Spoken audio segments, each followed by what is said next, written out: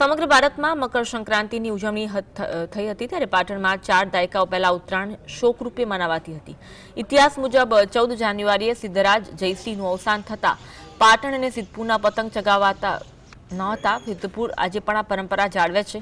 પાટણમાં 90ના દાયકામાં રમખાણો અને કર્ફ્યુ બાદ ધીમે ધીમે પતંગ ચગાવવાની શરૂઆત થઈ। આજે પાટણમાં ઉત્તરાયણનો માહોલ અમદાવાદ સુરતને ટક્કર આપે છે। બજારોમાં ખરીદી શરૂ થઈ। ભાવ વધારા છતાં વેપારીઓને સારી ઘરાકીનો આશાવાદ છે। આ સાલ પતંગોના અંદર એક પ્લાસ્ટિક કબાનવાળી જે સળી આવે છે એ બિલકુલ વ્યવસ્થિત અને ટાઈટ પતંગ હોય છે। લોકોનો આગ્રહ વધારે છે ખરીદી કરવાનો। કેટલો ભાવ વધારો? ભાવ વધારોનો 20% ભાવ વધારો આ સાલ લાગેલો છે, દોરી અને પતંગ બંને ઉપર।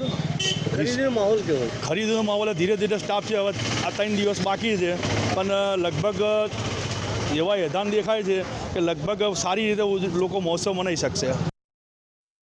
વર્ગને મારી નકશે એવું લાગે છે, પણ સાથે ઉત્તરાયણની પણ મજા જ કરવાની છે।